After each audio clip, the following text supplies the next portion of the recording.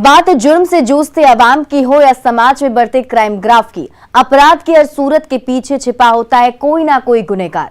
नमस्कार, मैं हूं आपके साथ शिप्रा झा। तफ्तीश की राह में आने वाली हर कड़ी सुराग बनकर पहुंचाती है गुनहगारों को सलाखों के पीछे। आप बने रहिए हमारे साथ, क्योंकि हर जुर्म के खिलाफ हमारी तफ्तीश लगातार जारी है।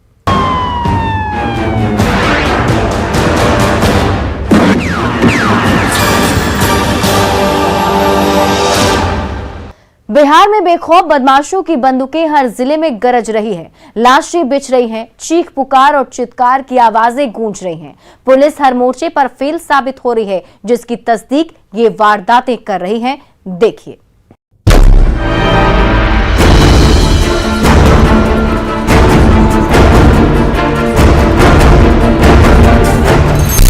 बिहार में बेखौफ हैं बदमाश, हर जिले में हत्या की वारदात। क्या नहीं रहा खाकी का इकबाल?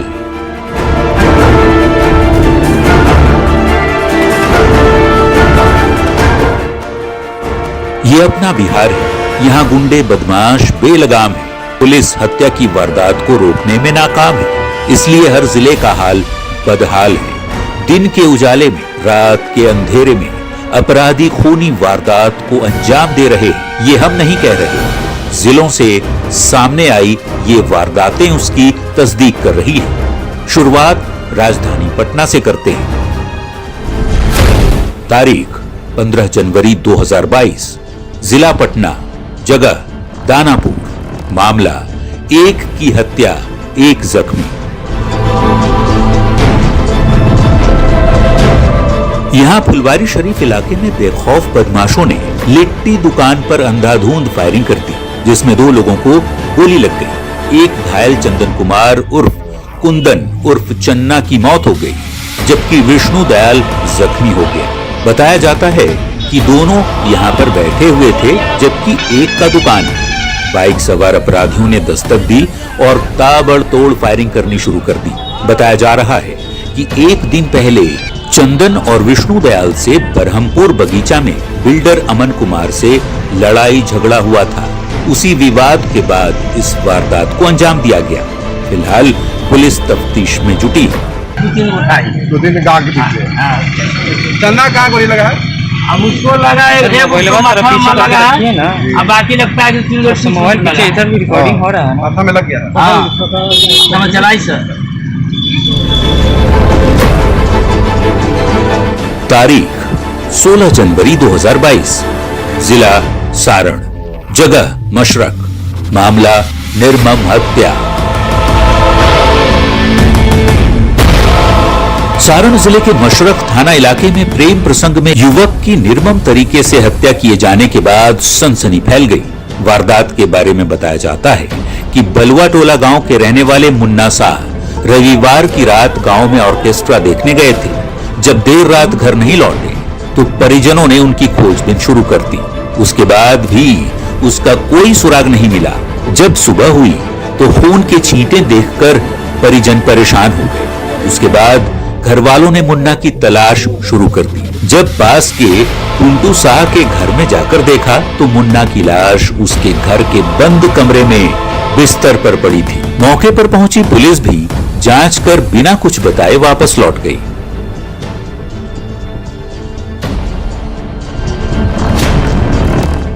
तारीख 16 जनवरी 2022, जिला बेगूसराय, जगह खोरमपुर ढाला। मामला गोलीबारी।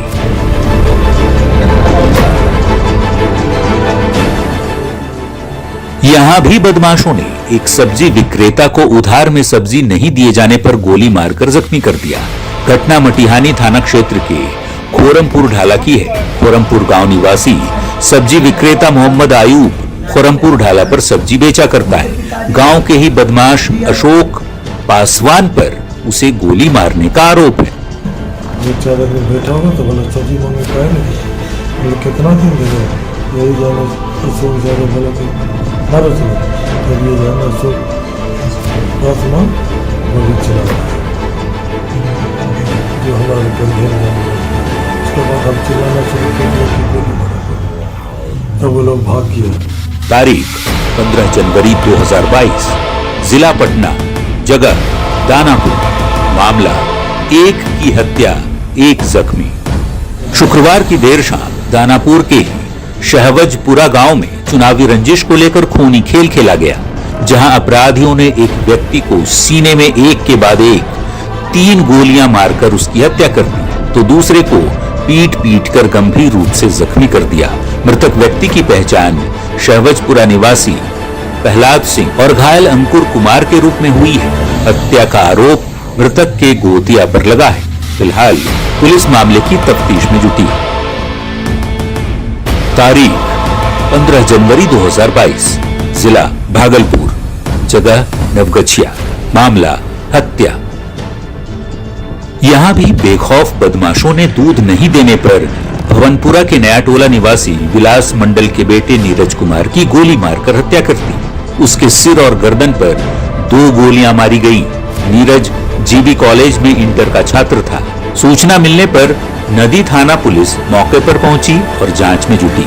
परिजनों ने मौसम यादव, सौरभ कुमार, गौरव कुमार, कार्य कुमार, लड्डू कुमार और विपिन कुमार पर नामजद एफआईआर दर्ज कराई है, लेकिन अफसोस कि अब तक पुलिस के हाथ खाली हैं।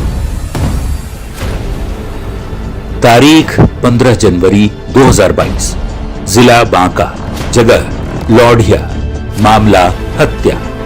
यहां भी बेलगाम अपराधियों ने मकर संक्रांति को लेकर बहुत दिनों बाद प्रदेश से लौट रहे युवक की घर पहुंचने से पहले ही हत्या कर उसके शव को पेड़ से लटका दिया, जिसके बाद इलाके में सनसनी फैल गई।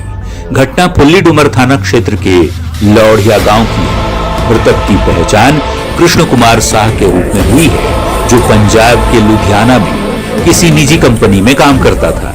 इस मामले में भी फुल्ली डुमर थाने की पुलिस के हाथ खाली हैं।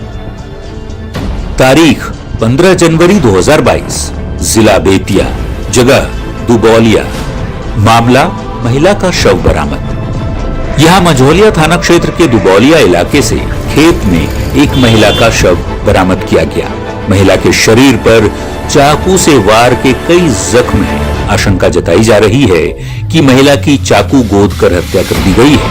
मृतका की पहचान लालसरैया पंचायत के गोरा सेमरा गांव के मुखलाल महतो की बेटी सुनर देवी के रूप में हुई, जिसकी शादी 9 महीने पहले मझौलिया थाना क्षेत्र के करमुआ गांव में धुरेंद्र महतो के साथ हुई थी। फिलहाल पुलिस मामले की जांच कर रही है। 2 महीना से एकरा के ना फोन करत लगा के अब फोन कर के कहते है जगह भेंट कर हमर क्रिया बहुत गाड़ी अपन सूत कर रविंद्र जी कहां है हां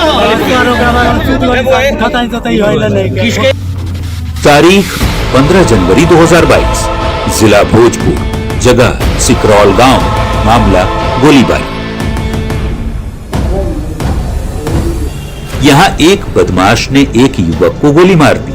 घटना सिकरहटा थाना के सिकरौल गांव की है। जख्मी युवक का नाम पिंटू पांडे है, जिसके पैर और बाएं बाह में 2 गोलियां लगी।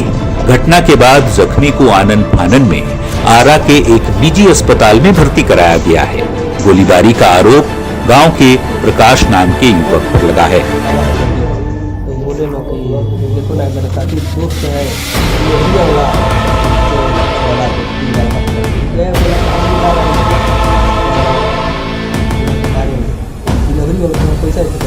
कंपनी से बात करो, इंटरव्यू करेगा। प्रकाश कौन बदमाश है क्या? इनको कहाँ गोली मारा? पैर में। इस तरह बेखौफ बदमाशों ने पटना से लेकर बेगूसराय, भागलपुर, बांका, बेतिया और भोजपुर तक हत्या और गोलीबारी की वारदातों को अंजाम देकर प्रदेश की पुलिस और संबंधित थानों की पुलिस को खुली चुनौती दे डाली है। सभी वारदातों की गुत्थी भी तब तक अनसुलझी पहेली की तरह है, जिसे सुलझाना और आरोपियों को गिरफ्तार कर सलाखों के पीछे पहुंचाना पुलिस के लिए बड़ी चुनौती है। Bureau report, news 18।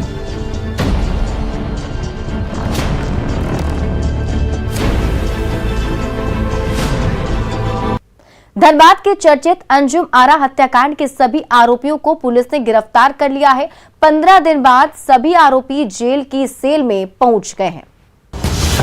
Anjum Ara के गुनहगार गिरफ्तार। 15 दिन बाद परिवार को मिला इंसाफ।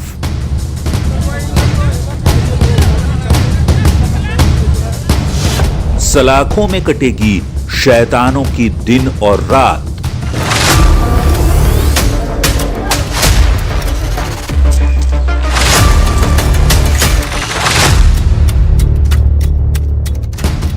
जीते जी न सही पर मरने के 15 दिन बाद ही सही, लेकिन अंजुम आरा के गुनहगारों को पुलिस ने आखिरकार गिरफ्तार कर ही लिया। पुलिस कस्टडी में एक लाइन से ये खड़े वही आरोपी हैं जो निकाह के बाद से ही अंजुम को दहेज के लिए ससुराल की 4 दीवारी के अंदर बार बार प्रताड़ित कर रहे थे, पैसों की डिमांड कर रहे थे। जब दहेज की रकम नहीं मिली तो पीट कर शौहर और उसके परिजनों ने जान ले ली और शव को अस्पताल में छोड़कर ही फरार हो गए। इस मामले में स्थानीय लोगों ने एक आरोपी को पहले ही गिरफ्तार कर पुलिस को सौंप दिया था, लेकिन बाकी के आरोपी फरार चल रहे थे। अब धनबाद के गोविंदपुर पुलिस ने उन्हें भी धर दबोचा है। उसको फांसी की सजा होनी चाहिए और हमें इंसाफ चाहिए। कुछ पुलिस आज सबको पकड़ के जेल भेज दी। खुश है इससे? न्याय मिल गया 15 दिन में। सजा होगा तो खुश, सजा होगा तब खुश।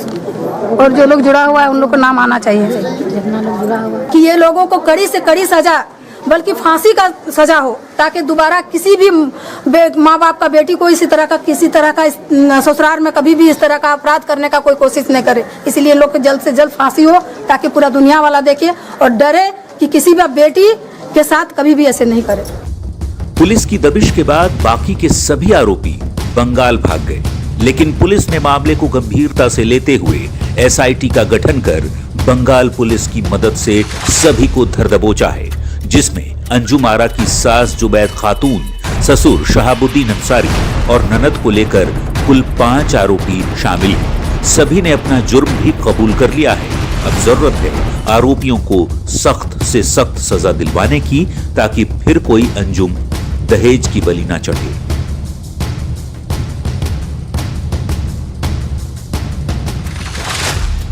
न्यूज़ 18 के लिए धनबाद से संजय गुप्ता की रिपोर्ट।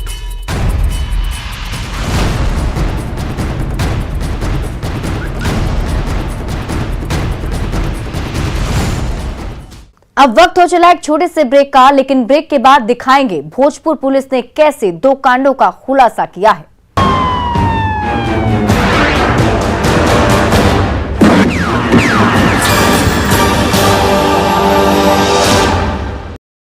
ब्रेक के बाद एक बार फिर से आपका स्वागत है।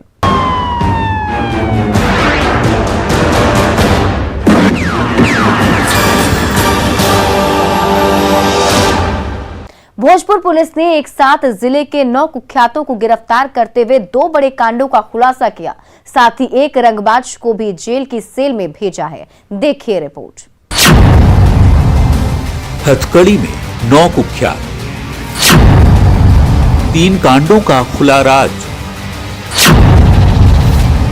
अब सलाखों में कटेगी दिन रात।